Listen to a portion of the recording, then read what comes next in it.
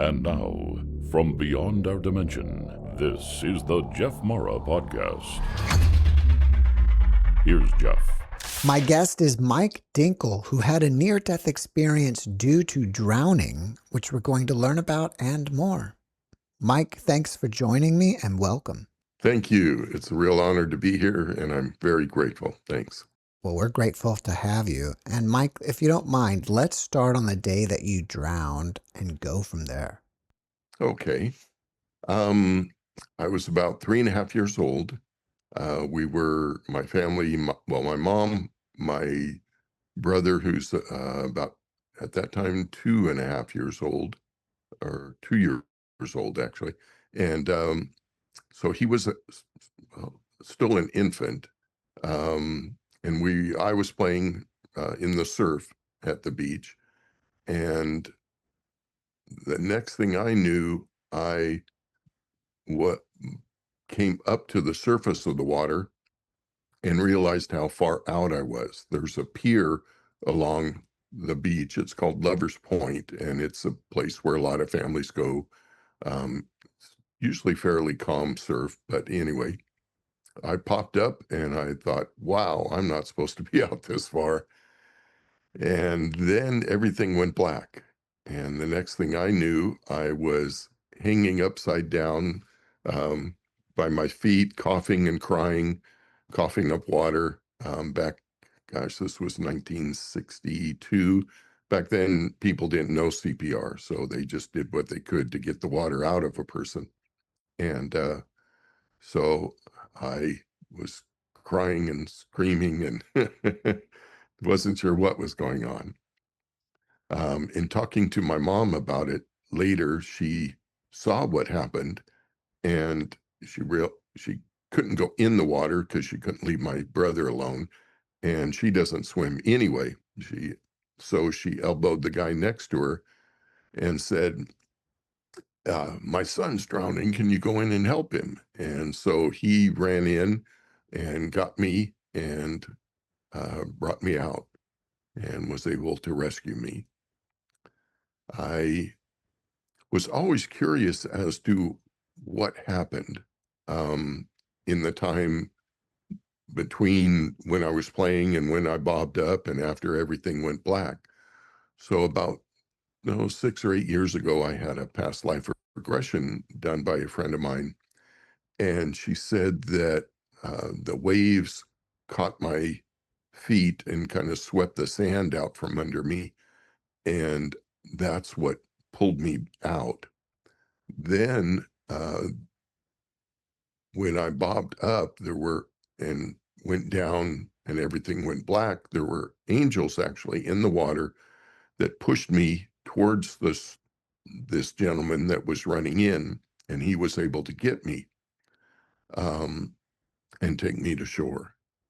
So that was really interesting because I had always wondered, what happened, because I couldn't recall seeing a tunnel or white light or all the things that a lot of near-death experiencers go through. And later found out that actually not that many people actually go through that. Only 20 to 25% or 30 actually see that white light or go through the tunnel or are told, oh, it's not your time yet.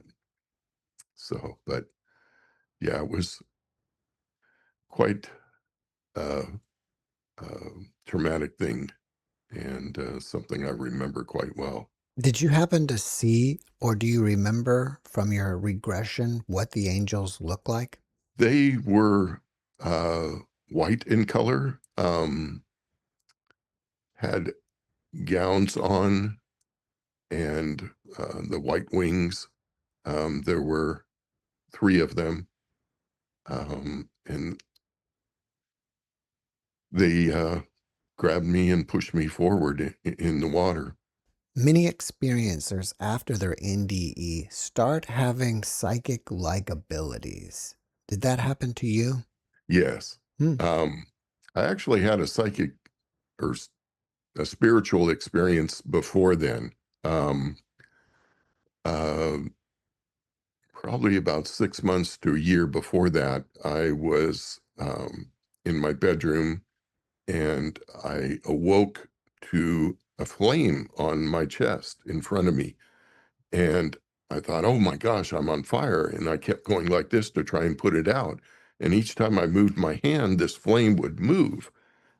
And I thought, this is really weird. I can't put this fire out and it's moving.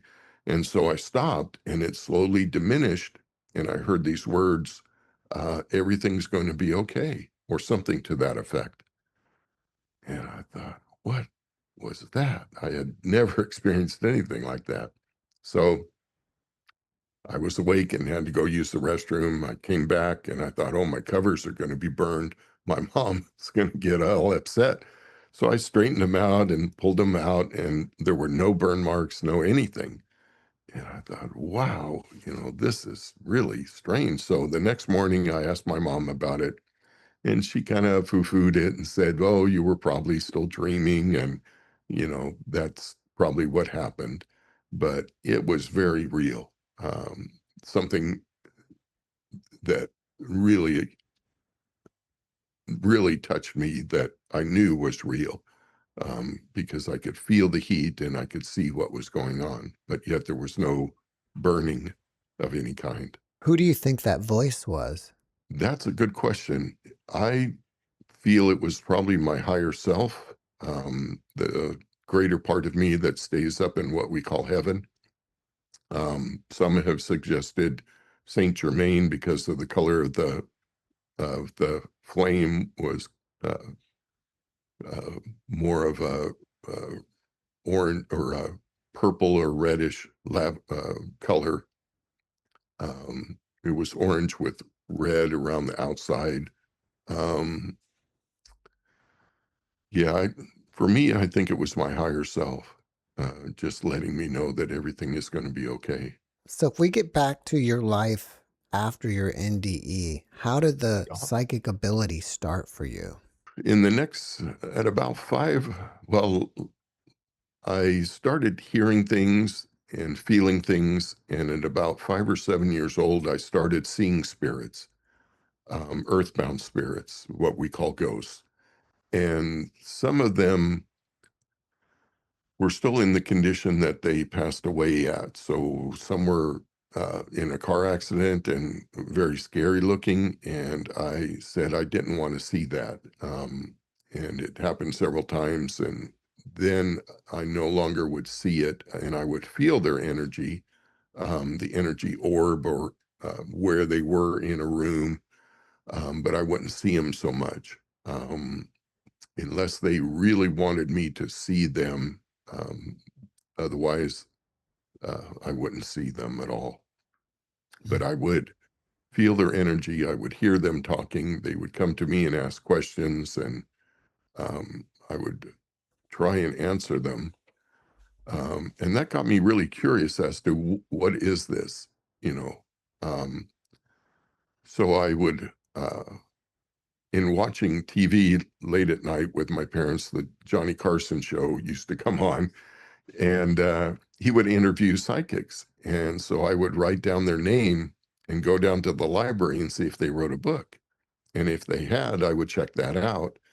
And usually in that same area where that book was were other books written by others about psychic and mediumship and other things.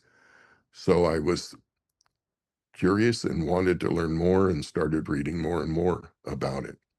Did you develop your psychic ability over time? Like, did you actively work on it to get better at it? Yes, I did. With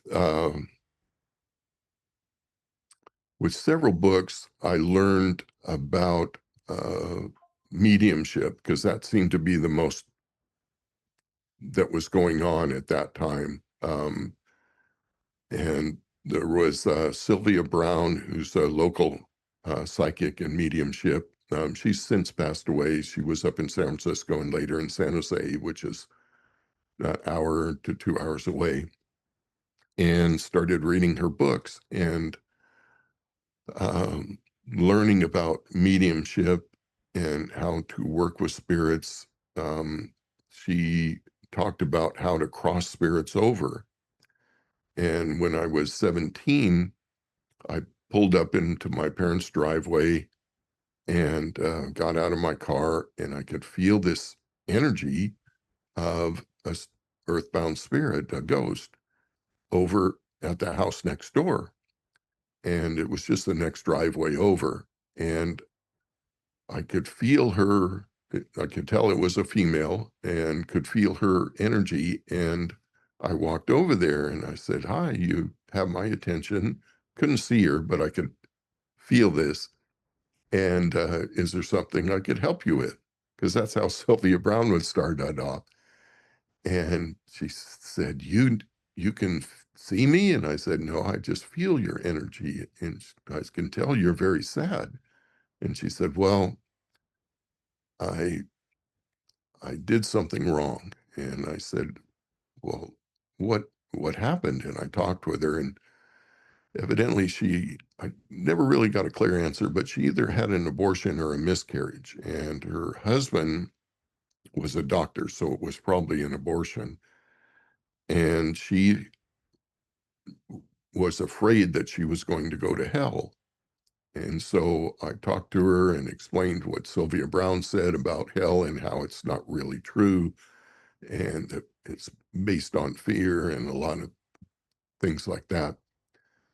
And one of the things Sylvia Brown teaches you in the book is how to create a shaft of white light, and then ask them to go up to this shaft of white light and either step into it or look up into it and see if you can see family members, ushering you in. So after 45 minutes of talking with her, I finally got her to step up to the light. And she looked up and she goes, "Oh my gosh, I can see my husband. And he's holding an infant. Oh my gosh, that's my son, my son." And she stepped right into the light and ascended up. And in a moment, heaven, or what we call heaven, opens up, and you can feel this unconditional love just wash over you. And then it closes. And I thought, wow, that's incredible. And she had ascended and gone up to what we call heaven. And it was just something that felt so good in your body, in your heart. So I thought, wow, that's amazing. Now, since then, I've done probably thousands and thousands of them. I've done them on YouTube with other people who are in different locations throughout the world, or the United States, I should say. And we will come together and we can connect and see each other's visions of what's going on. Like one time I thought we each went our own way to find somebody to start with. And so I thought, I'm going to the Golden Gate Bridge. I know there's going to be a few there. So I pictured myself there. And sure enough, this line started forming. And the first one was this lady in a blue dress, and a a white top with flowers. And I described her, and the others could lock in on her and pick up the energy and see her. And so I talked with her and created the shaft of white light and was able to get her to cross over, and then kept going with those. What do you think these beings are doing on the other side? Like they're just watching us or what? Earthbound spirits, that's a really good question. Earthbound spirits, what we call ghosts, are basically a human without a human body. Although when I do see them, they portray themselves as having a human body. Um, and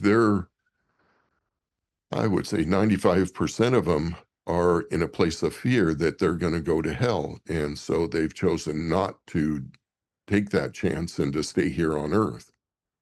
There are a small percentage that don't know they're actually dead, which I've come across.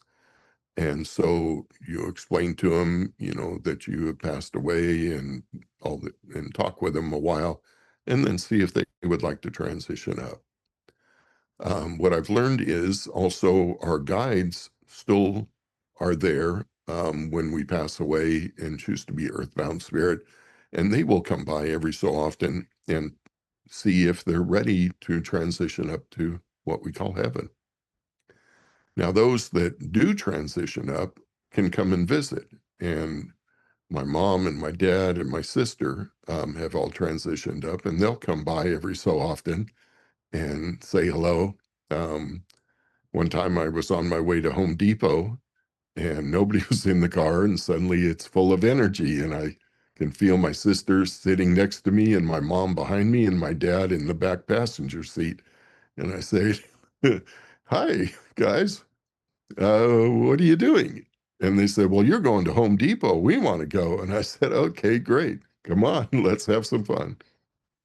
So, but just our thoughts about those that are family members or friends that have passed away creates a connection with them because our thoughts go out from us. It's energy, and energy flows and it goes out from us. It connects with them, and they will often come to see what's going on. So what I've learned is you can think thoughts of them, good times that you've had with them, and they will often come to see you. Are they often hanging around us and watching us, what we're up to? Yes. So when this is a good question. When my dad passed away, I was 23 and just getting started kind of with mediumship, but I knew I was a medium, but I couldn't connect with him. I couldn't feel his energy anywhere. And late at night, I was watching Crossing Over with John Edwards, and John Edwards is a very famous medium, and he was talking about a problem that I was having. It's very similar. His mom passed away and he couldn't feel her energy, and he found out that in talking to her later that she didn't want to show up because it would bring up the trauma and the passing of her life would bring tears to him and upset him. And so, because he was still grieving her. And so, in looking back, I can see that's probably what my father did. But what John said was he asked his mom if he could get little white feathers from her to let him know when she was around. And sure enough, he's described finding feathers in lots of different places. And he always knew when he would see the feather that that was from his mom. And he would also know if it wasn't, just by the energy that you feel from it. So I said to my dad, "Dad, I know you're here. I know you're around. I know you can hear me. If you could leave little white feathers, I would really appreciate it because then I would know when you're around." Of course, this was 11:30, 12 o'clock at night. So I went to bed, got up the next morning, went to stand up, and right between my legs, between my feet, was a little white feather. And I just started crying. It was so interesting, or so magical to see that. How do you think they're able to do that? They don't have the limits that this puts on our thoughts. Um, I could tell you lots of stories of things that they've been able to do that I've seen and other people have seen when I tell people about the story of the feathers and such. Um, and I would find feathers like under my wiper blade, and there's no way a bird dropped a feather and it went under your wiper blade and it's on the driver's side. So I would see it, you know, found them all over, told my sister about them. She said, "Well, I don't really believe in those kind of things." And I said, "Okay, well, if you find a feather, maybe that's my dad or our dad." And she said, "Well, okay, okay." So 2 days later, she calls me up and says, "Mike, you won't believe this." Well, you're probably the only one that'll believe this. She said, she was a manager at a art store, and she would lay newspaper out when she was going to have lunch and then gather it all up. And she took it out to the dumpster, came back to her desk, and here's a little white feather right in the middle of her desk. And she goes, "Do you think that was from Dad?" And I said, "Well, most likely. How else would it have got there?" She goes, "Yeah, that's true. There's no birds in here." Do you think everybody has the ability to be a medium, or is it just because of potentially, your NDE changed your awareness and your energy signature? I think everybody has the ability to do that. Um, it's a matter of learning. And I give the example often of playing the piano. If I spend an hour a day playing the piano, I'm going to get good at it. If I spend 4 hours a day, I'm going to get very good at it. There are those that are born to play the piano. They can, at 5, 7 years old, they sit in front of the piano and they're going at it. Possibly from past lives, who knows? But there are those that are born into mediumship and have psychic abilities and lots of different abilities. Um, but anybody can learn it. I learned more about it reading books. Um, so I really feel most anybody can do that. From what I've seen out there, you have also had contact with ETs, right? Yes. Because a significant number of my near-death experience guests start having contact after their NDE. Do you think that's the same for you? Well, yeah, they all happened after and not before, Mhm. but that was at a very young age. Um, I think, truthfully, right now, they would like us to be able to experience us, or for us to experience them, excuse me, but they don't want to scare us either. I mean, we've been shown all these movies of extraterrestrials coming and landing and wanting to take over the world and setting off bombs and stuff, and that's really not their intention. There are those out there that um, you should be careful with. But if you use the energy of your heart for discerning that, whether you're safe or not, you can feel in your heart when it is safe. But anyway, getting back to that, they don't want to scare us. So when you don't have a lot of fear in you, they feel that and know it's okay to come and be with you. So a friend of mine and I were driving up to San Ramon, no, San Ramon, to go to an ashram. They were going to do some chanting and meditation and stuff like that.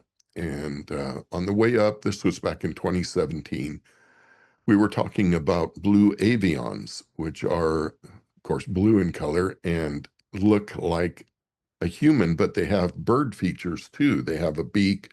They're very thin, um, fairly tall, 5'7", if I remember. Um, and they have tuft of feathers. They have a few other feathers on them, but not much. But from the pictures I've seen in my research, but we were talking about them and how they were coming in to help alter our DNA. So those that are transitioning from third dimension into fourth and on up, that their DNA would be able to adjust to that more easily.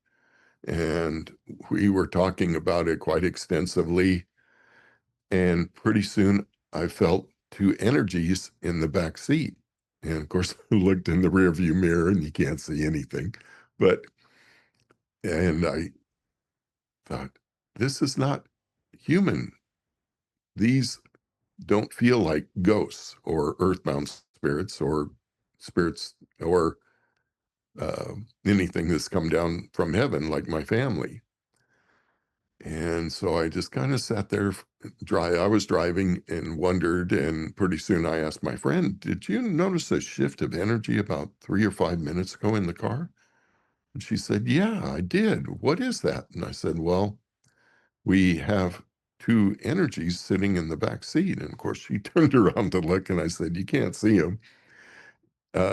And she goes, "So what are they doing here? And who are they?" And I said, "Well, let me ask." So telepathically, I asked, closed my eyes. I said, "Who are you?" And they said, "Blue avians."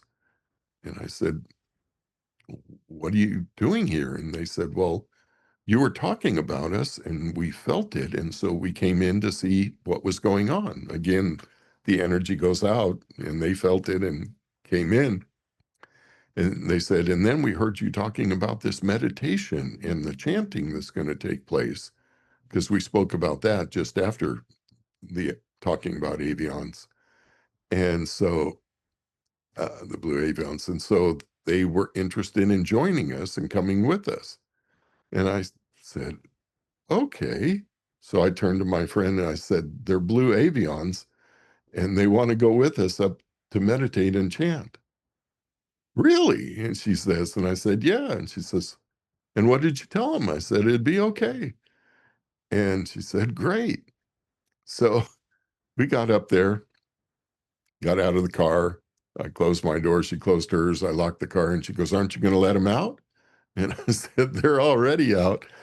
They're right over there. And you could see these two blue orbs going through the trees. There was a lake and they would shoot across the lake and go up into the trees and around the bushes. And then when we started walking, they were following us, but still going in and out of the bushes and trees. And we walked up to this ashram and there were hundreds of people in there, probably 200 or more.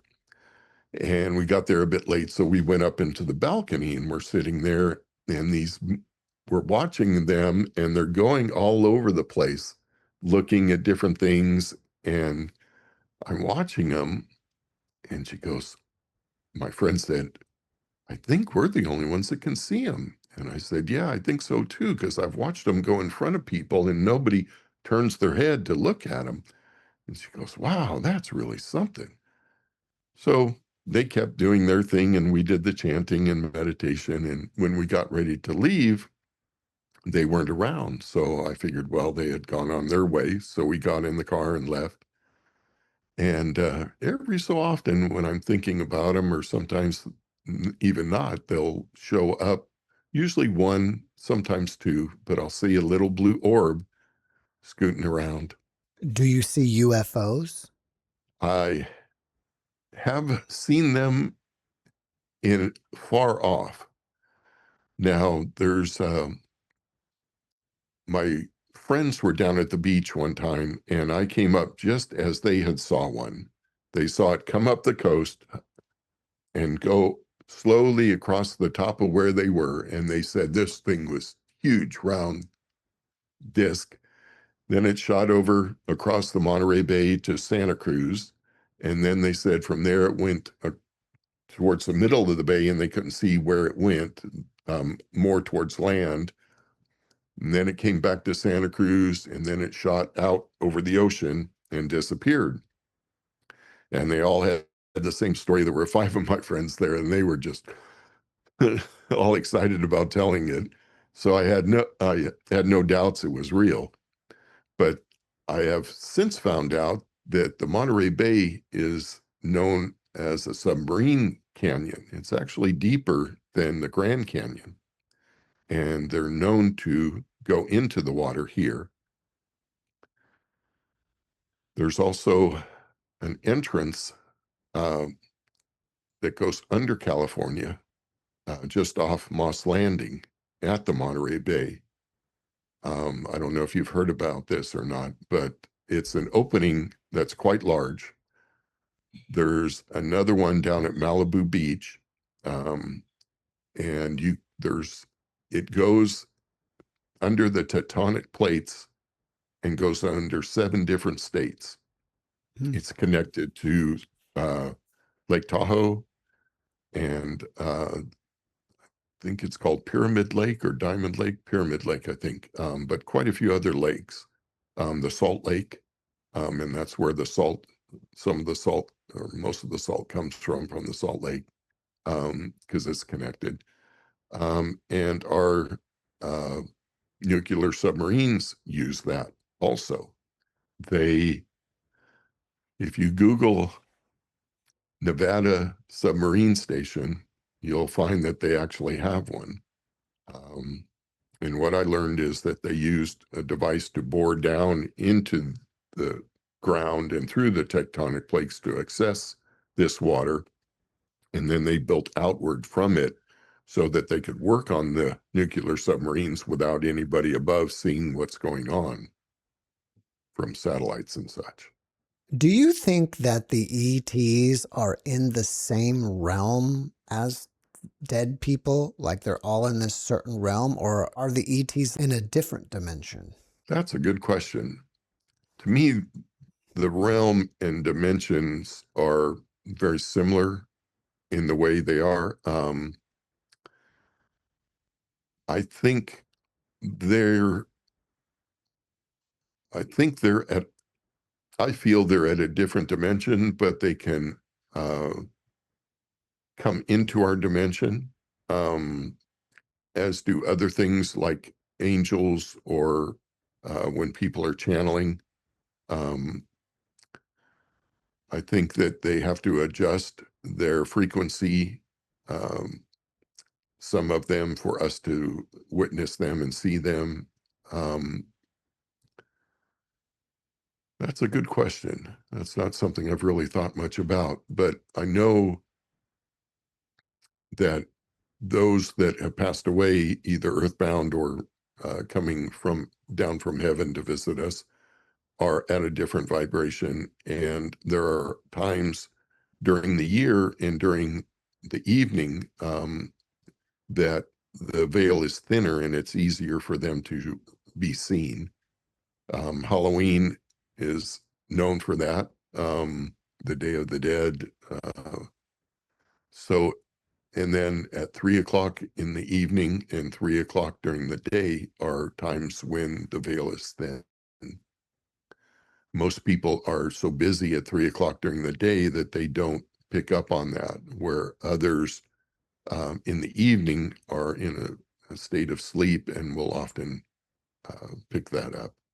That's good to know. I've never heard that 3 o'clock Oh, is the veil thinning time. yeah. And of course, that changes when the clocks change. Oh, good point. Is that Yeah, standard time or daylight savings? that's a good question. It's a ghost savings time. I don't know. I don't know. I would say probably standard daylight savings time or Standard daylight time. time, standard time. Yeah. What about at 3:33? Yeah. So that's more of an exact time. It's, yeah, it's when the veil is thin. You're still a few hours away, but have you been to Mount Shasta? And, people talk about there being an ET base under that. Do you have any Yeah. information about it? There's a lot that's there. The first time I went by, I came back and I was talking to my acupuncturist, and he said, "Oh, you got to go to the headwaters of the Sacramento River." And I said, "Why? What's there?" And he goes, "It flows right out of the mountain. I mean, right out of the rocks." And I said, "Oh, okay, I'll do that." Because at that time, I was traveling quite a bit up to Medford, Oregon area and back to California and back and forth. So the next time I went up, I stopped. And my gosh, the energy just of the water coming out is so incredible. And there's people there with jugs gathering this water up and drinking it and taking it with them in large quantities. I mean, it was amazing. So I went and got my water bottles and did the same thing. And it's just water that's so pure and so clean, you can drink it. It's just amazing. It's funny that you mentioned that because I just happened to watch a video about a week ago about collecting the water from up there. Yeah. So I did that, collected the water, and just it's been filtered through the mountain, so it's really amazing to drink. Um, and then I started walking around and I walked down the stream and I noticed this bridge and I crossed over the river to the other side and I started picking up on the energy of Native Americans. And in the background, I could hear this drumming sound of somebody beating a drum, but uh, it wasn't somebody that was alive. It was something I could pick up with, through my telepathy and such. But yeah, it was very powerful energy even down below that, because I'm sure that Native Americans use that area to gather water and to, spend the day there. It's a beautiful place. There are many stories of extraterrestrials being seen at night. That is also talked about as a location for the Lumerians when Lemuria went underwater.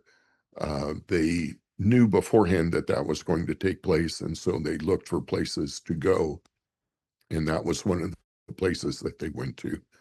And they have been seen coming out once in a while and walking the land. So I'd like to spend more time up there and learn more.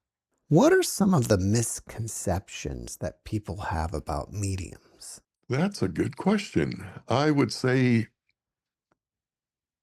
believing that they're able to do the work that they do, because there are hooligans, shenanigans that are pulled on people, that people that pretend to be psychics or pretend to be mediums. And, that's very unfortunate because it gives those that are capable of doing that a bad name and a mistrust. Um, One of the things I teach people to do is to trust their heart and feel with their heart.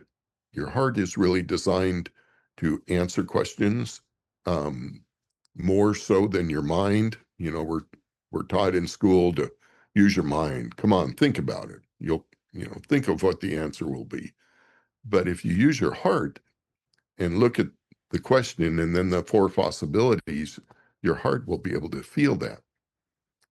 So when you're in front of a psychic, use your heart. How does this feel? Does it feel truthful? Does it not? You know, Telling and feeling the truth is one of the things that we've learned over the years. Clear back to when we lived in caves and had a fire sitting out in front of the cave. Well, if the fire went out, we took a chance of being eaten that night. So we would put somebody there that could watch over it and take shifts, watching the fire and stoking the fire and keeping it going. So if Johnny uh, was too tired, although he said he really wanted to sit with the fire and take care of it, you could feel in your heart whether it was his time to do that or not, or he needed to sleep some more. So we could feel when the things were truthful, and we still can. It's just using that ability. But yeah, there are. So the other thing is psychics and mediums are a go-between, so to speak. So when I get information, it comes to me, I run it through, and then I interpret it and say what it means. And in that interpretation, sometimes things are wrong.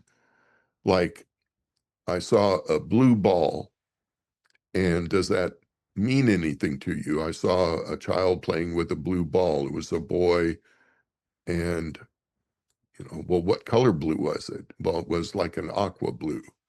And no, Johnny always liked dark blue, so that can't be right, is what they're thinking. So I misinterpreted the color of the blue ball.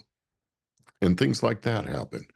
It happens with psychics and it happens with mediums. You pick up on something um, and it's not exactly as you feel it is.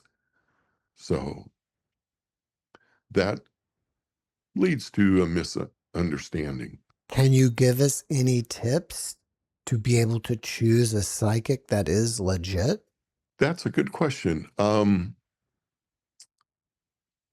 So I've worked psychic fairs where we would work with a client for 15 minutes, but that 15 minutes gives you time to talk with them and work with them. And it's usually, well, back then it was $20. Of course, now it's been many years. Um, but $20 for 15 minutes allows you to experience them and see whether it feels good to you, whether they're what you're looking for. Everybody that was in there, as far as I know of, was a true psychic, but some you resonate with more than others. So that's nice. As to how to judge whether they're good or not, it's about your heart, using your heart. See how it feels. So I've referenced heart several times. Let me explain a little more. So what I teach people to do is to close your eyes and remember a time of joy where it brought happiness to you, and see how that feels in your body.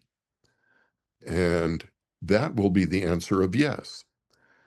So then close your eyes and think of a time when things were troublesome for you, when things were not happy. You were in a place of sadness.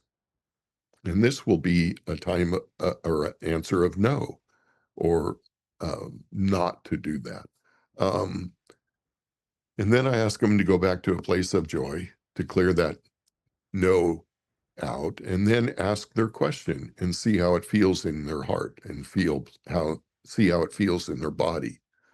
And that helps in determining the right answer. I like that. As a psychic, are you able to see the future? And if so, have you seen what's coming in our near future collectively?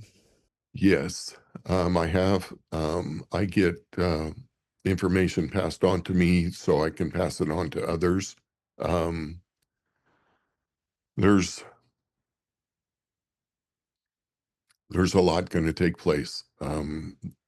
You will see and are already seeing a lot of the extraterrestrials. Um, they don't like being called that, so I call them otherworldly figures or things. But they don't like being called that because of the negativity around it. But anyway, they're showing themselves more and more, and they're eventually going to be very visual and very uh, in front of us. What they will do is come and sit out over the ocean or sit out over a lake, a large lake, um, and everybody can see them. They're parked there. Oh, they've been there for 3 weeks now, and nothing has happened. So they're not here to take over the world. If they wanted to take over the world, they could have a long time ago. But Earth and humans are very, very special. We are one of very few energies or beings that can use their heart and feel and give love. I mean, that's very different than others. Um, some are almost like walking computers. They have no personality at all, and some are, you know, um, compassionate, but they don't all have the love that we can give and things feel. Um, and so they respect us. They want us to grow into what we are capable of becoming, and also what the earth is capable of becoming. So they're very careful. But in 2026, and even more in 2027, we'll be seeing a lot more of them. This big, what is it, A1 or A3 or 1-3, I don't recall, the comet. Is it Three Eye Atlas? Yes, Three-Eye Atlas, that's it. That's also their way of showing themselves. And we hear about it. Many people are watching it, and it's arriving. And they've got ships all over out there that are cloaked, and some that can be seen, thousands of them. What's taking place on the earth and with humans has never taken place before. The earth is going through its changes, which it has done many, many times. Humans are going through their changes, which they have done many, many times. But it's never happened at the same time. And there are those out there so to speak, in the grandstands, watching what's taking place and watching over it and making sure that nothing happens that will stop this. And so there's been a lot that has already taken place to protect things. There are many that would have possibly altered things that have been taken off the earth already. Most of them are not in human form. There are those that are here in human form that have never been in human form before. There are what you call earth angels, or I call them. I've come across those.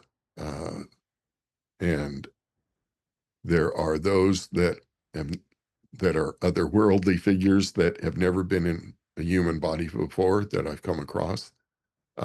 They struggle here on Earth because they are not used to the smells, the tastes, the food.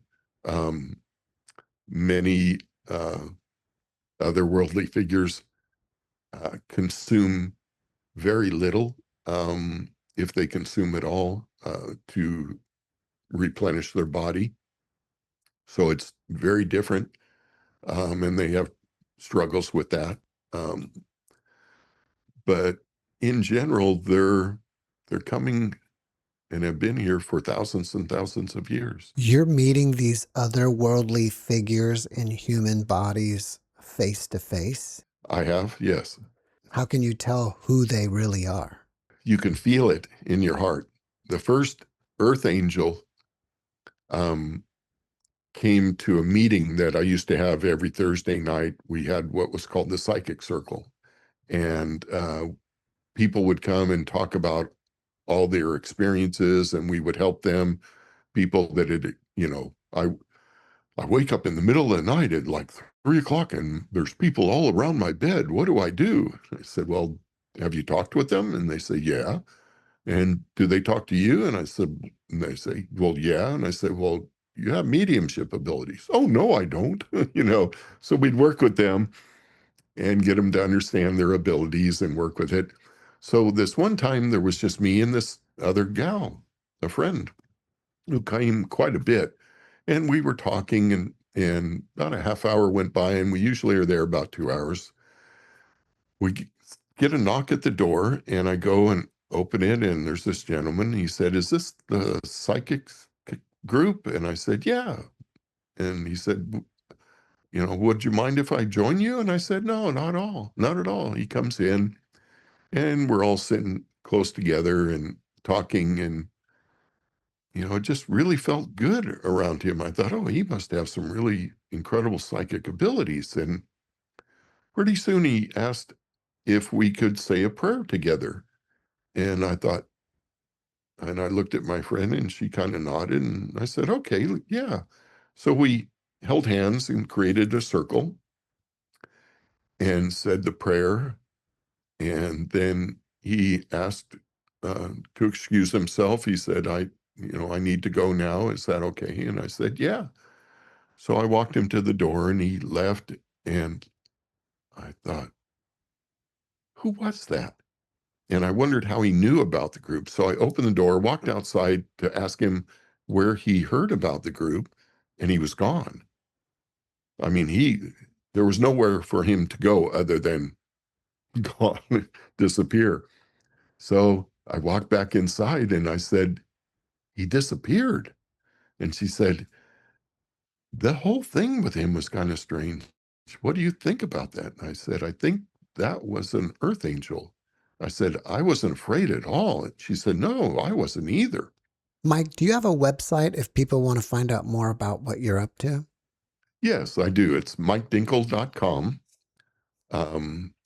And it's Mike, the last name is D as in David, INKEL.com. And you can find out lots of information and get in touch with me.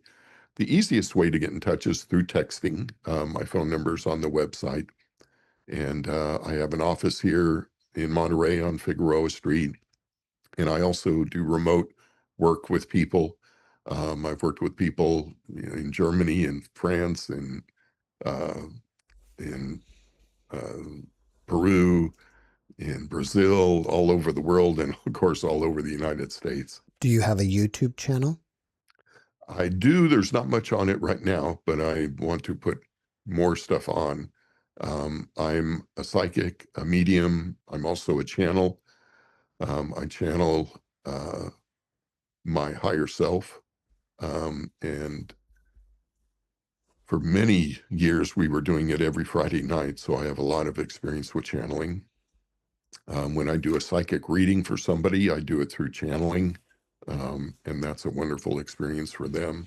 They can ask questions and get answers right away. I teach people all of the abilities I've learned over the years, both in person and on Zoom. So, yeah, I really enjoy doing this. It's my calling, and it's what I'm here to do. Mike, before we finish up, can you leave us with a last positive message? Yes. So we talked about trusting your heart. You also need to trust your intuition. When you hear your intuition, the first time I tell people it's very soft, it's very quiet. And the next thing to come in is your ego telling you, oh, that's not real. You're just imagining things. But the more you listen to your intuition, the more you recognize that voice, and the less the ego will step up. And eventually you will be able to talk with your ego and work with your ego, or not ego, but your intuition, which is your higher self, the greater part of you that stays behind in what we call heaven. And it has no reason to lie to you. It doesn't know how. It has no anger. It doesn't deal with duality. It doesn't deal with all the things we deal with here on earth. There's no fear.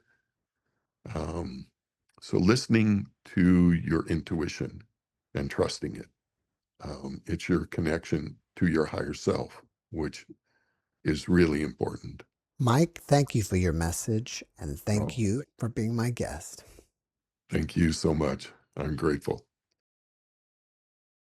Thanks for watching the JeffMara podcast. I really appreciate you. Another way to show support is through YouTube memberships. And if you do, there are loyalty badges and other perks depending on your level of membership. All you need to do is click the join button underneath the video to find out more. Thank you for your support.